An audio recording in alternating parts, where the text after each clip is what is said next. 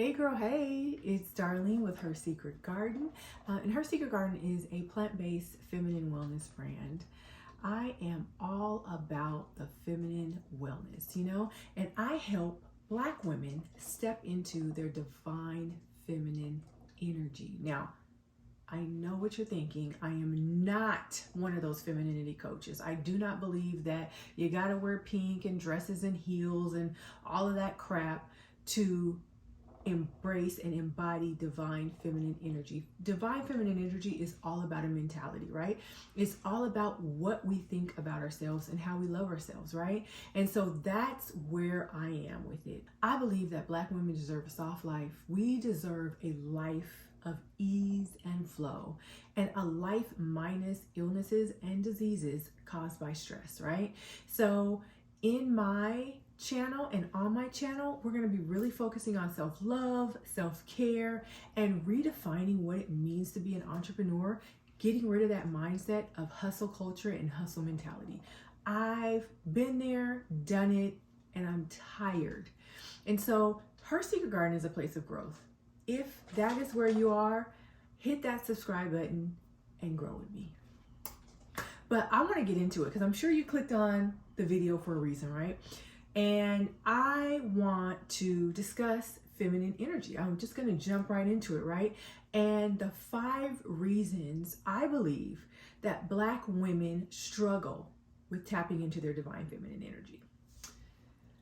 So before we jump right into the 5 reasons, I kind of want to talk about the characteristics. Now, there are lots of characteristics that define feminine energy and, that you can really tap into when you're tapping into your feminine energy. But I want to focus on 5 characteristics today that I feel like we can all relate to. And again, I always want to say this before I start my videos.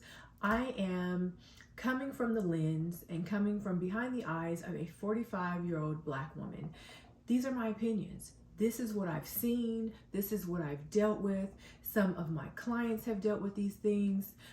I've personally dealt with these things. And so these are my observations. If you do not agree, that's fine. If you do agree, that's great too. But I'm literally just telling you guys what my observations and my opinions are, okay? So now that we got that out of the way, I just wanted to talk about these 5 characteristics really quick, right? So we're gonna kind of focus on creativity. We're gonna focus on gentleness. We're gonna focus on sensuality, vulnerability, and then receptiveness or receiving, okay? So we're gonna tap into those 5 characteristics of feminine energy when we discuss the 5 reasons Black women find it hard to embrace feminine energy, right? So reason number 1 that I came up with is, and this is very, very near and dear to my heart because I was a single mom. Oftentimes, Black women are single mothers. Now, I did look up the statistics, and it says that single working mothers, 65% are African American. So that's huge, and that does say that we often are raising our children by ourselves, right? And so when you are a single mom, it's hard to be gentle because you take on the role of mom and dad, right? I know in 2023, gentle parenting is like this huge thing and everyone's doing it. My daughter's actually a mom, and I have a 2-year-old grandson, and she gentle parents him. And I've watched her, and it's amazing and beautiful, and I love their relationship and the way that they interact with one another. But me being a single mom, I did not gentle parent my daughter. I was hard on her. And I expected certain things of her because it was just me, because I had to take on that masculine energy in my home. So I was both the masculine and the feminine in my home. Oftentimes, if you're a single mom, you're the disciplinarian, right? You take on that role of the masculine so easy because you have to provide, you have to go out there and hustle, you have to make sure your kids have food and a roof over their head, and you're not thinking about divine feminine energy, you're thinking about survival, right? So we can't tap into gentleness as single Black women and single Black mothers specifically, because we're trying to survive, right? And survival is a masculine characteristic, right? So that's reason number one, right? Oftentimes Black women are single moms. 65% of single working mothers are African American. And so it's just hard. It's hard for us to be gentle. It's hard for us to not be the disciplinarian. It's hard because we are the world to our children, everything, mom and dad, and we have to provide, and we got to make shit shake. And that's just what it is. Reason number two, I believe that Black women have an issue or find it hard to embrace feminine energy. So reason number two, I would say Black women find it hard to embrace feminine energy is we wear that strong Black woman cape a little bit too well, honey. Okay, it's platinum plaqued. We are, we won the race. It is the bomb. We are the strong Black woman, and we wear that cape, right? But that is also the reason why a lot of us have issues with vulnerability, because we were taught to be strong. We have been strong for everyone around us, for generations, even going back to slavery. We had to be strong. We had to strap that baby on our back and go out in 100-degree weather and pick cotton. We had to be strong, and strong Black women, that's just the thing, right? But we don't allow ourselves to be vulnerable because we're so strong. Because we're the single moms and holding down the house and the fort and doing everything. So that Black woman cape, honey, that is stopping you from being vulnerable. And vulnerability is something that you need in order to activate that divine feminine energy, right? Reason number three, we are taught to be independent. And this goes back to being a single mom. This goes back to that Black woman cape, but we're taught to be independent and not depend on anyone for help. Okay. And that goes against that receiving, right? We want to be comfortable receiving, but because we're so comfortable doing everything, it's hard. It's even hard for us to receive compliments, okay? I know I've done this so many times, right? Before I really tapped into my feminine energy, I would do this all the time. Someone would give me a compliment, and instead of saying thank you, I would either compliment them back or I would downplay myself. Girl, that wig is laid, honey. Your hair, sis, laid. Oh, girl, this old thing, I've been had this, I got this from the beauty supply store. This ain't nothing. This old thing. I would diminish the compliments. But like I said, even receiving compliments was hard for me. So being in a relationship where you're receiving, where you're being taken care of, where your needs are met, both emotionally and physically, it's hard. It's hard to get into that position of receiving as a Black woman because we are so independent, and we've been taught to be independent from the time that we were little kids. My daughter's a very, very independent young lady. I was a single mom. She had to be independent. I didn't know how else to raise her. I was like, girl, if anything happens to me, I need to make sure that you're going to be okay. But ultimately, that stops us from that receiving energy sometimes. So reason number three, we're taught to be so independent. We can do it ourselves. We're not going to depend on nobody. We're not going to ask nobody. I'm just going to do it myself. Reason number four, creativity. And we don't talk about this enough, right? Reason number four, creativity. As children, oftentimes our creativity is muted. It's muted. It's quieted. Even our voices are quieted, but our creativity is very muted. So if we're creative kids and loud and bright and vibrant young ladies, we want to be an artist, or we want to be an interior designer, or we want to be something on the more creative side. Those ideas are often muted because we as Black women need to be strong, independent Black women educated Black women, go get your degree. You're not going to make no money being an interior designer. You're not going to make no money being an artist.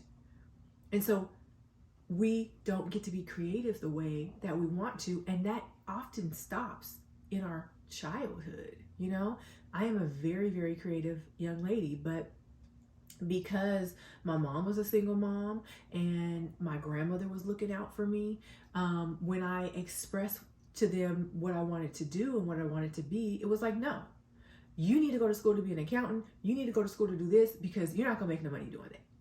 And our creativity is muted. And creativity is a part of your sacral chakra, right? It is a part of the divine feminine in order to be creative, in order for ideas to flow and for us to feel comfortable in that, you know, sharing and embracing who we are and our creative side. And yes, we can be all the things, the accountants and the lawyers and the doctors and all of that, but we can also be the artists. We can be the singers. We can be the interior decorators. We can do it all. And those parts of us should never be muted or made to feel small or shrunken. And for a lot of us, starting in childhood, they are. You know, we don't have time, you know, to do those things. Sometimes we're the oldest sibling. I'm the oldest, and you're watching the younger ones because your mom's a single mom. Like it's like this domino effect for us because we are the strong Black women. Got that cape on, honey. Got that cape on. Got to keep that cape on. Got to be Miss Independent. And all of these things hurt us when we're trying to tap into our divine feminine energy.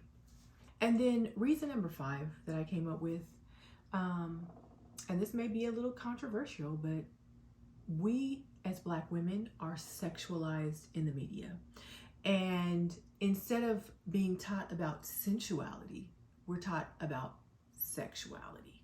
And it's all in the media, right? The Black girls twerking, you know, promiscuous, what we have on, you know, our body shapes, different things like that are very sexualized in the media.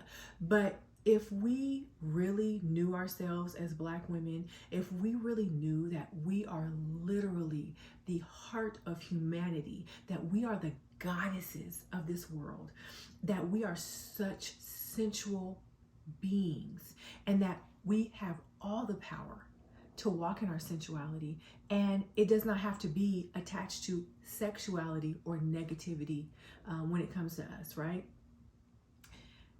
I think we would know our power. You know, we would know who we are. We would walk in that. You know, we are literally the blueprint, okay? The lips, the body, the little waist, the big butts, all of that. That is a Black woman, okay? We have so much power as Black women. I love, love, love Black women. I love to cheer for my sisters. I love to cheer for my other Black women. And we have so much power. Like I said, we are the goddesses. We are the original goddesses of this world. And with that comes so much power if we tap into our spiritual selves.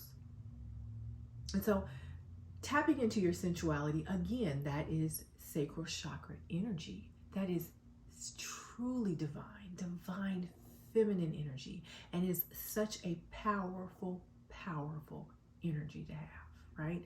And so once we start to look at ourselves in a more sensual way and not so sexual, we're really able to tap in to who we really are and to our divine feminine energy and our divine selves.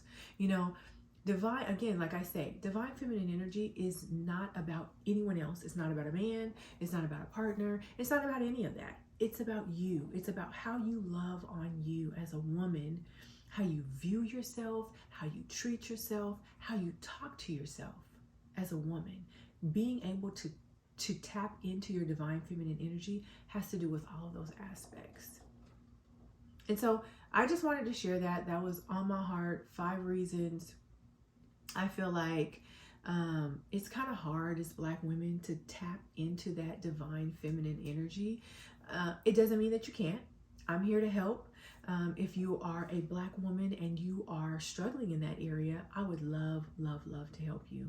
Like I said, I'm not a femininity coach. I'm not going to tell you to wear pink bows or pink, or you have to have straight hair, or there's no look to divine feminine energy. It's truly a mentality, and it's truly about how you think about yourself and what you think you deserve, right? I'm all about the soft life, and the soft life is not about luxury. It's about ease and flow. It's about being who you are, loving who you are, loving the people around you, and enjoying your life and living your truth. So if any of those things sounded good, hit that subscribe button. I would love for you to come along with me on this ride. Like I said, I got some self-care, some self-love. I'm building my business. I'll do some videos on that too, but I'm rebuilding my business, and minus all that hustle culture, all that girl boss and all that CEO and hustle culture. I'm done with it. I am done with it. I am tired. And I know lots and lots of women are tired, and we're just ready to be comfortable. We're ready to really tap into who we are and our true inner beings and our true inner goddesses. So if that's something that you like, I would love to take you along on this journey with me. I will talk to you all soon. Bye.